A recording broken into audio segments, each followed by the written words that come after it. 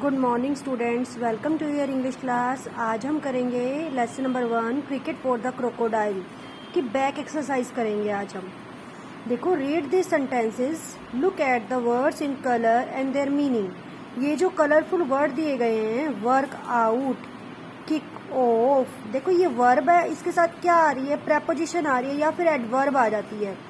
Turned up, ये preposition है। Care for, ये भी प्रेपोजिशन है। गोइंग डाउन टू, ये भी प्रेपोजिशन है। तो देखो,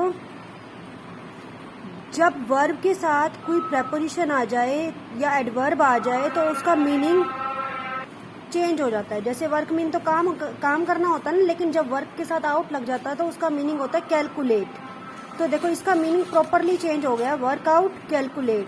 these are called phrasal verbs. Work out, calculate, kick off, start, turn up, arrived for something, care for, like, getting down, beginning to do something seriously। getting down to का मतलब होता है कि किसी काम को सीरियसली करना। care for मीन like, यानी कि पसंद करना। turned up का मीनिंग क्या है? arrived for something, किसी चीज के लिए पहुंचना।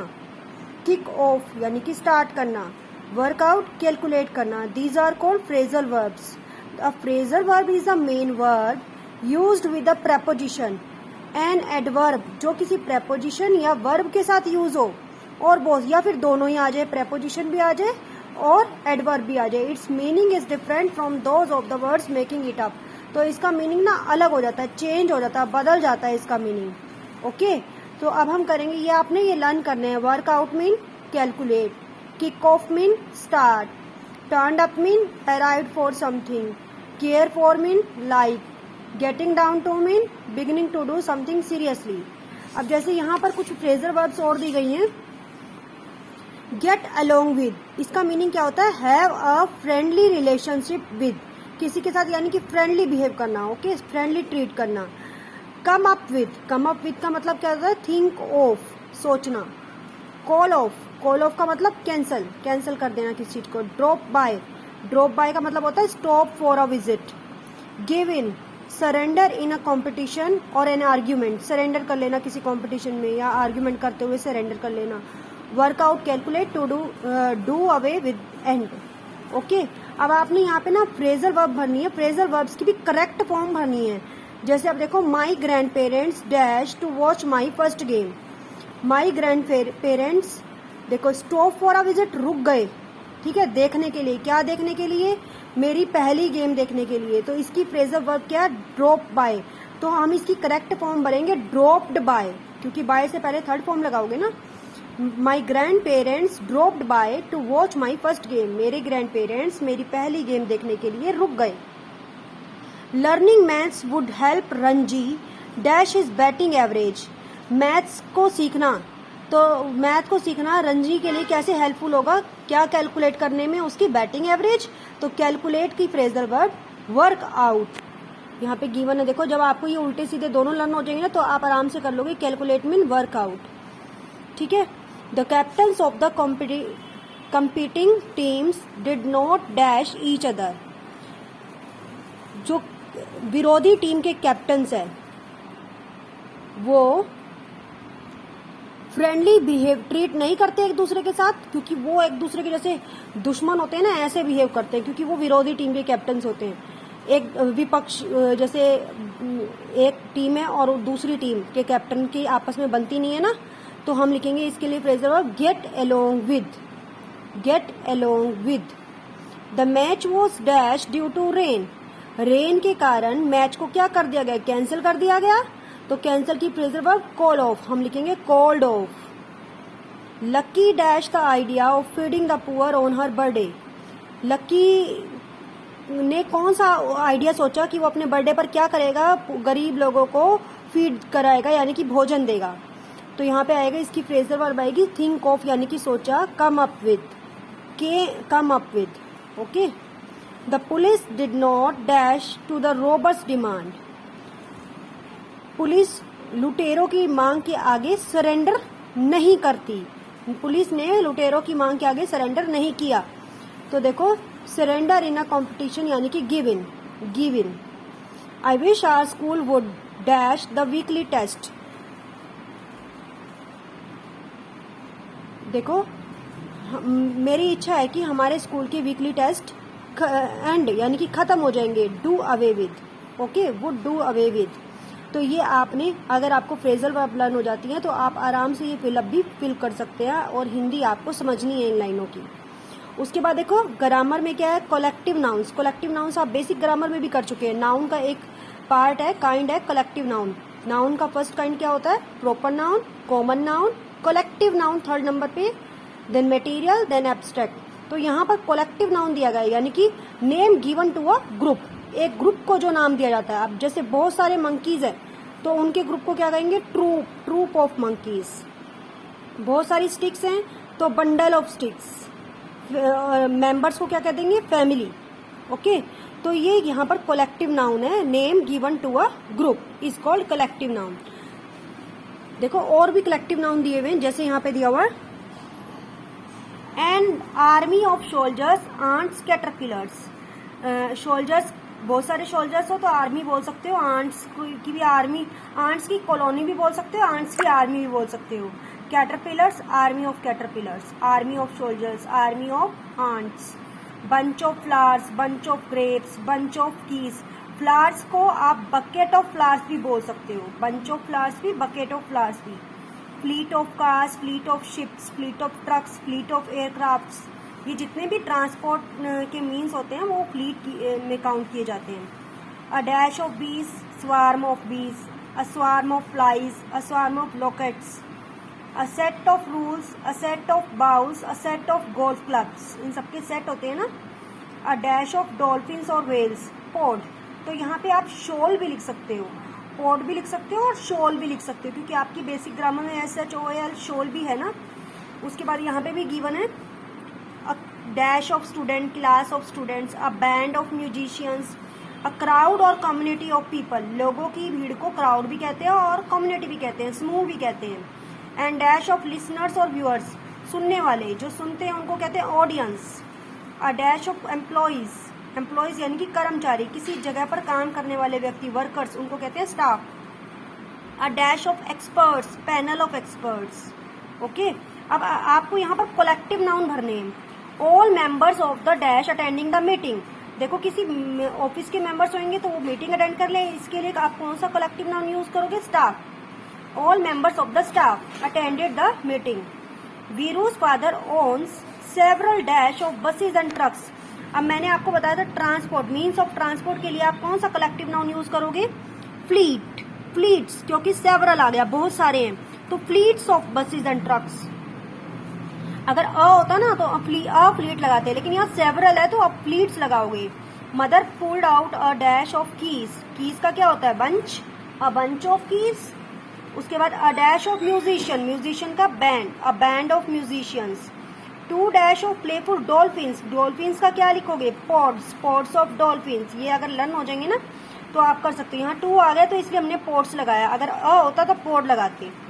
अ dash gathered to watch the fireworks. तो देखो गैदर्ड कौन इकट्ठा हुआ है, पीपल इकट्ठे हुए हैं ना, तो crowd.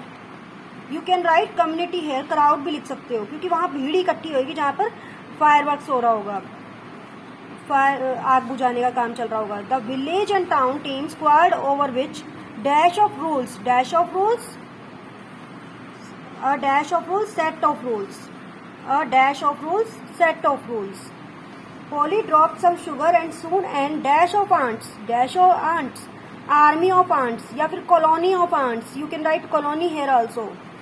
The dash clapped loudly at the end of the show, show के एंड में कौन क्लैप करेगा, ऑडियंस, जो सुन रहे हैं वो क्लैप करेंगे, तो ऑडियंस क्लैप्ड। ओके, अब नेक्स्ट है एब्स्ट्रैक्ट नाउन्स। एब्स्ट्रैक्ट नाउन्स क्या होते हैं, आपने बेसिक ग्रामर में भी रीड किया है। The nouns, the words we can not see, मतलब कि वर्ड्स नहीं, जिसको हम देख नहीं सकते, टच नहीं कर सकते, ओनली वी कैन फील, हम फील कर सकते हैं, वो होते हैं एब्स्ट्रैक्ट नाउन। जैसे bravery, relief, happiness, carelessness, guilt, सोरो, ये सब क्या है, एब्स्ट्रैक्ट नाउन है, भाववाचक संज्ञाएं। देखो some of the abstract nouns are truth, peace, hope, sorrow, guilt, यहाँ पे भी गिवन है weakness, eagerness, gentleness, kindness, loudness, darkness. तो आपने ये एब्स्ट्रैक्ट नाउन लर्न करने, ये सारे एब्स्ट्रैक्ट नाउन है। ब्रेव का ब्रेवरी, करेजियस का करेज, कावर्डली का cowardice, difficult difficulty, greedy greed, honest honesty, honourable honour, intelligent intelligence, loyal loyalty, poor poverty, possible possibility, responsible responsibility, strong strength, stupid stupidity, warm wise wisdom.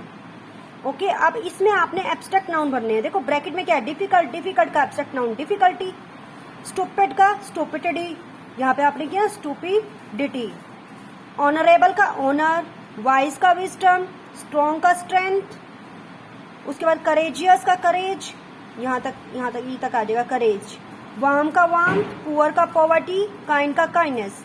सिर्फ आपने bracket वाले read करने हैं और उनके abstract noun fill कर देने हैं। ओके, अब है काउंटेबल और uncountable nouns. Countable that we can count, जैसे crocodiles, we can count crocodiles, players, runs, classrooms, students.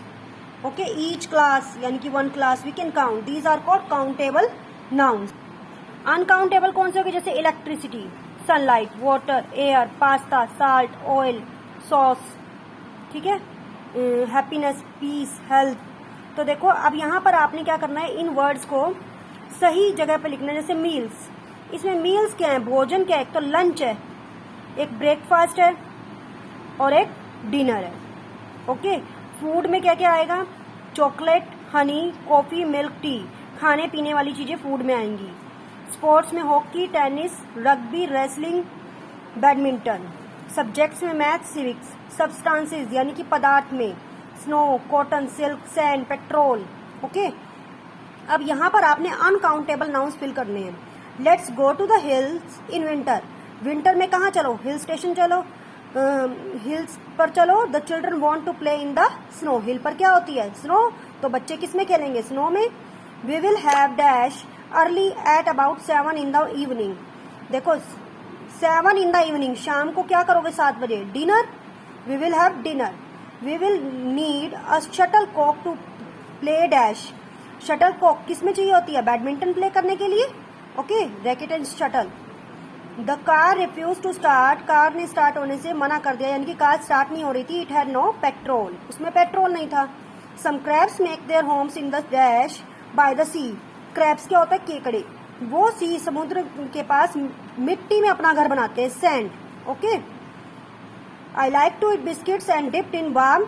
मुझे बिस्किट खाना पसंद है और उसको गरम गरम किस में डिप करके खाना पसंद है, या तो टी या मिल्क, कुछ भी लिख दो।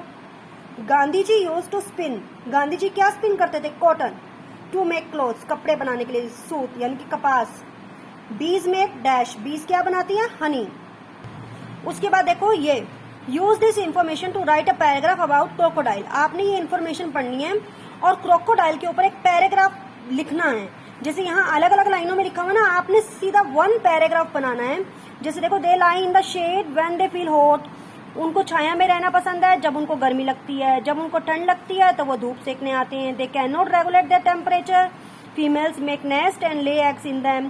फीमेल्स क्या करती हैं, नेस्ट बनाती हैं और उसमें एग्स देती हैं, females crocodiles. Okay, crocodiles can tear flesh with their teeth. दांतों से फ्लैश को तो टीयर कर सकता है बट कैन नॉट च्यू, लेकिन चबा नहीं सकता।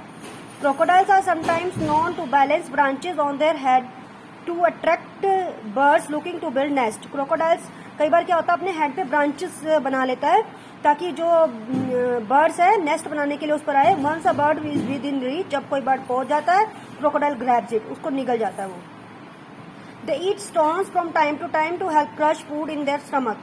वो स्टोन्स को ईट करते हैं, ठीक है, ताकि उनके स्टमक में जो फूड है वो क्रश हो सके। अपॉन हैचिंग, जब देखो ये हैच कर रहे हैं अंडे, उसके क्रोकोडाइल के eggs.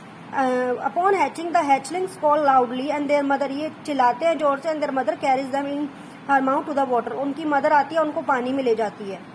They have a wide snout, powerful tail, webbed feet to help them swim. Nose होती है उनकी लंबी, टेल होती है, वेब्ड फीट होते हैं जो उनकी हेल्प करते हैं स्विमिंग करने में। क्रोकोडाइल्स आर लार्ज रेप्टाइल्स, ये सबसे बड़े रेप्टाइल्स होते हैं। रेप्टाइल्स वैसे रेंगने वाले जानवरों को कहते हैं, ठीक है।